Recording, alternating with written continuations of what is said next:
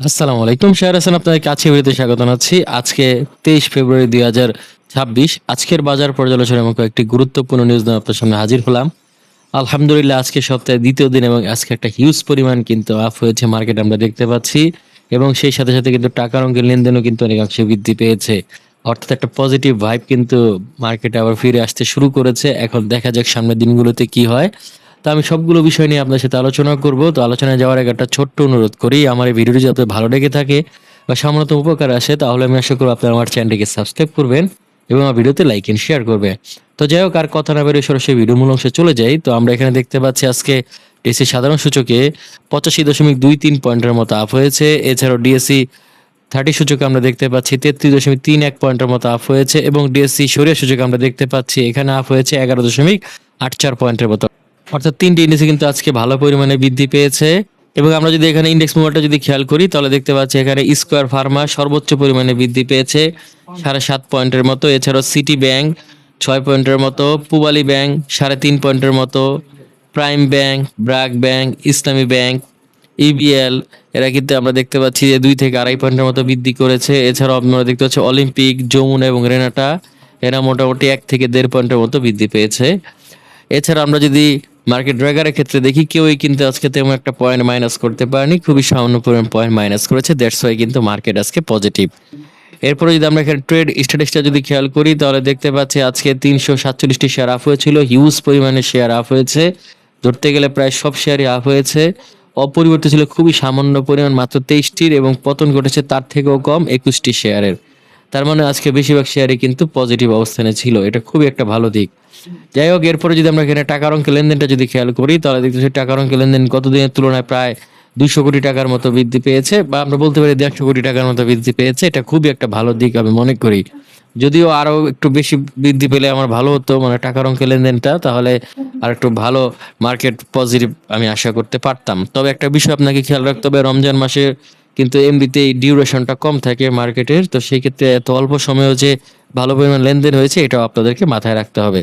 যাই হোক, এরপরে যদি আমরা এখানে খেয়াল করি হচ্ছে টপ গেইনার এবং লুজার। তো টপ গেইনার আমরা দেখতে পাচ্ছি এখানে আরএসআরএম স্টিল, তারপর এখানে মিরাজ ফাইন্যান্স, এলআর গ্লোবাল, আলিফ, ইপিজিএল, মানে এখানে ধরতে গেলে বেশিরভাগ শেয়ারই আজকে হল্টেড বা হল্টেডের কাছাকাছি পরিমাণে বৃদ্ধি পেয়েছে।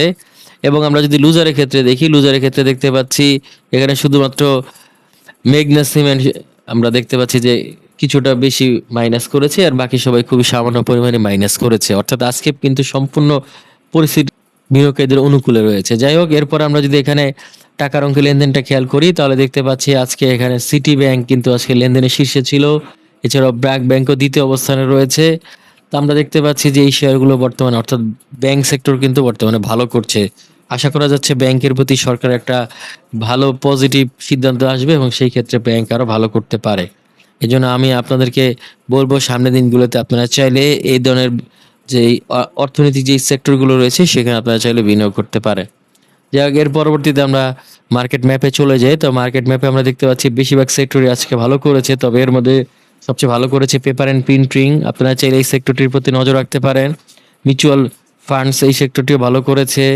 এরপরে দেখতে হচ্ছে আইটি সেক্টর, ফাইন্যান্সিয়াল ইনস্টিটিউশন, তারপর এখানে ব্যাংক, তারপর এখানে টেক্সটাইল, এই সেক্টরগুলো আজকে বেশি ভালো করেছে, আর বাকি সবাই তারাও ভালো করেছে। তবে এখানে আমরা যদি খারাপের কথা চিন্তা করি, তাহলে দেখতে পাচ্ছি এখানে কর্পোরেট বন্ড এবং টি বন্ড এরা কিন্তু খারাপ করেছে। যাই হোক, এরপর আমরা এখানে ব্লক ট্রানজেকশনটা যদি খেয়াল করি, তাহলে হচ্ছে ব্লক মার্কেটে আজকে অলিম্পিক হিউজ পরিমাণে লেনদেন হয়েছে। তো একটু আগে কতদিন একটা নিউজ আপনার সাথে শেয়ার করেছিলাম যে আহ, অলিম্পিকের মালিক পক্ষ কিন্তু শেয়ার ক্রয় করবে আজিজ মোহাম্মদ ভাই। তো তার এই শেয়ার ক্রয় নিউজটা কিন্তু আমরা আগে জানতে পেরেছিলাম, তো সেটার প্রভাব কিন্তু আমরা ব্লক মার্কেটে দেখতে পাচ্ছি। যাই হোক, এরপরে বাকি সবাই খুবই একটা কম লেনদেন হয়েছে ওই অলিম্পিকের তুলনায়। যাই হোক, আপনারা চাইলে এই শেয়ারগুলোর প্রতি নজর রাখতে পারেন। তো যাই হোক, এই ছিল মোটামুটি আজকের বাজার অবস্থা। তো এখন আমি চলে যাবো কয়েকটি গুরুত্বপূর্ণ নিউজে। তো প্রথম আমরা যে নিউজটি নিয়ে আলোচনা করবো সেটি হচ্ছে বাজারে সবুজের ছোঁয়া, সূচক ও লেনদেনের সমানতালে উত্থান। তো আমরা দেখতে পাচ্ছি যে আজকে মার্কেটে সবই সবুজ বা বেশিরভাগই সবুজ, অর্থাৎ মূল্য বৃদ্ধি পেয়েছে, এবং সেই সাথে সাথে কিন্তু লেনদেনও গত দিনের তুলনায় বৃদ্ধি পেয়েছে। এটা খুবই একটা ভালো দিক বলে আমি মনে করি। একই সাথে সাথে লেনদেন এবং মূল্য বৃদ্ধিপ্রাপ্ত শেয়ারের সংখ্যা বৃদ্ধি পাওয়া, এটা আসলে একটা পজিটিভ দিক। এখন আগামীকালে বা আগামী ভবিষ্যতে যে সময়গুলো রয়েছে সেই অবস্থায় কি হয় সেটা এখন দেখার বিষয়। কারণ দীর্ঘদিন পরে বিএনপি সরকার ক্ষমতায় এবং তারা কিন্তু আমরা জানি যে শেয়ার মার্কেট বান্ধব একটি সরকার। কারণ অতীতে তারা যতবারই ক্ষমতায় এসেছে তখন কিন্তু শেয়ার মার্কেট একটা পজিটিভ অবস্থানে ছিল এবং ৮,০০০ পয়েন্টের উপরে কিন্তু বৃদ্ধি পেয়েছিল। তো আমি আশা করব ৮,০০০ পয়েন্ট না হলেও বাজার স্টেবল থাকবে এবং বৃদ্ধি এবং হ্রাসের একটা সীমা থাকবে যার মধ্যে থেকে বিনিয়োগকারীরা দীর্ঘমেয়াদে লাভবান হতে পারে এবং বিনিয়োগ করার মাধ্যমে কিন্তু তাদের যে মূলধন রয়েছে সেটা নিরাপদ থাকতে পারে। যাই হোক, এর পরবর্তীতে আমরা যে নিউজটি নিয়ে আলোচনা করব সেটি হচ্ছে প্রভাবশালী ১০ কোম্পানি দাপটে শেয়ার বাজারে স্বস্তি। তো মূলত আজকে খুব ভালো ভালো ১০টি শেয়ারের কারণে কিন্তু মার্কেট অনেক বেশি পরিমাণে পজিটিভ হয়েছে এবং সেই কারণে কিন্তু বিনিয়োগকারীরা কিছুটা স্বস্তি লাভ করেছে। কারণ বিএনপি সরকার প্রথম ক্ষমতায় আসার পরের দিনই আমরা দেখতে পেয়েছিলাম মার্কেট হিউজ পরিমাণে বৃদ্ধি পেয়েছিল প্রায় ২০০ পয়েন্টের মতো। তো তারপরে কিন্তু আস্তে আস্তে পতন ঘটতে থাকে এবং আস্তে আস্তে বেশি পরিমাণ পতনই কিন্তু ঘটতে থাকে। তো তারই ধারাবাহিকতায় আমরা ভেবেছিলাম আজকেও পতন ঘটবে, কিন্তু না, মার্কেট আজকে ভালো পরিমাণে পজিটিভ হয়েছে এবং দেখা যাক আগামী দিনগুলোতে কিরকম হয়। তো সেই ১০টি কোম্পানি কারা যদি আমরা এক নজরে দেখি, তারা হচ্ছে Square Pharmaceutical, City Bank, Pubali Bank, Prime Bank, BRAC Bank, Islami Bank, Eastern Bank, Olympic Industries, Jamuna Bank এবং রেনাটা। তো মোটামুটি দেখতে পাচ্ছি ১০টির মধ্যে ৭ থেকে ৮টি কোম্পানি আসলে ব্যাংক সেক্টরের। তো আপনারা চাইলে এই সেক্টরগুলোর প্রতি নজর রাখতে পারেন কি অবস্থা। আশা করছি দীর্ঘমেয়াদে আপনারা ভালো কিছু গেইন করতে পারবেন। তো একটা বিষয় হচ্ছে, আমি আশা করি যে বিগত আওয়ামী লীগ সরকারের আমলে যারা আসলে দাঁতে দাঁত কামড়িয়ে শেয়ার মার্কেটে পড়েছিল তারাই বিএনপি সরকারের আমলে বা এখন মার্কেট পজিটিভ হলে ভালো পরিমাণ প্রফিট গেইন করতে পারবে। তবে এখনো যে বিনিয়োগের সম্ভাবনা যে চলে যায়নি সেটা আসলে বলা যায়। কারণ হচ্ছে এখনো পর্যন্ত মার্কেট কিন্তু কমই রয়েছে। আপনারা চাইলে এই সময়টা তো বিনিয়োগ করতে পারেন। এবং এখন বাজারে আমি আশা করব সেই ধরনের দুষ্ট চক্র আর থাকবে না। অর্থাৎ বাজার সাধারণ বিনিয়োগকারীদের জন্যই একটা উত্তম ইনভেস্টমেন্টের পরিবেশ সৃষ্টি করবে। যাই হোক, এর পরবর্তী আমরা যে নিউজটি নিয়ে আলোচনা করবো সেটি হচ্ছে মুনাফার জোয়ারে ব্র্যাক ব্যাংকের শেয়ারের দরে বিস্ফোরণ। তো মূলত ব্র্যাক ব্যাংক একটি দীর্ঘমেয়াদে ভালো ব্যাংক এবং এটা কিন্তু প্রায় অনেক সময় যাবতই ভালো পরিমাণ মুনাফা গেইন করে আসছিল এবং তাদের এই মুনাফা গেইন করার কারণে কিন্তু আস্তে আস্তে ব্যাংকটির শেয়ার মূল্য বৃদ্ধি পেতে পেতে বর্তমানে কিন্তু ৮৬ টাকা ৬০ পয়সায় রয়েছে।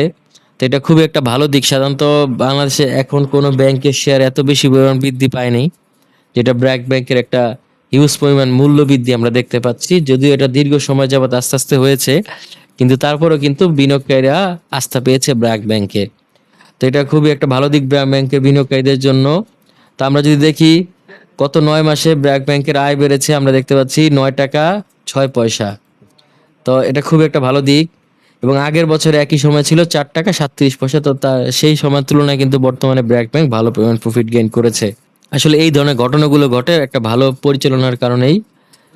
কারণ অনেক ব্যাংক আছে তারা কিন্তু বর্তমানে দেউলিয়া পর্যায়ে রয়েছে, কারণ তাদের পরিচালনা কিন্তু অত ভালো ছিল না।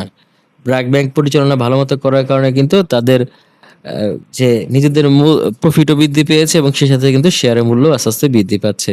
যাক, এরপর আসছে সর্বশেষ যে নিউজটি নিয়ে আলোচনা করবো সেটি হচ্ছে ২৩ ফেব্রুয়ারি ব্লকে ৫ কোম্পানি বড় লেনদেন। তো আমরা এখানে দেখতে পাচ্ছি যে আজকে ব্লকে ৫টি কোম্পানি ভালো লেনদেন হয়েছে। এর মধ্যে আমরা বলতে পারি অলিম্পিক ইন্ডাস্ট্রিজের কথা। আসলে এটাই বর্তমানে সর্বোচ্চ লেনদেন, ৭২ কোটি টাকার মতো লেনদেন করেছে। এরপরে দ্বিতীয় অবস্থানে রয়েছে ফাইন ফুড, ২ কোটি টাকার মতো বা ৩ কোটি টাকার কাছাকাছি লেনদেন করেছে। তৃতীয় অবস্থানে রয়েছে আমরা দেখতে সাইপ পাওয়ার টেক, অর্থাৎ অলিম্পিকের ধারে কাছেও নেই আসলে বাকিগুলো। তো আপনারা চাইলে এই সকল শেয়ারগুলোর প্রতি নজর রাখতে পারেন। আশা করছি এখান থেকে আপনারা ভালো কিছু গেইন করতে পারবেন।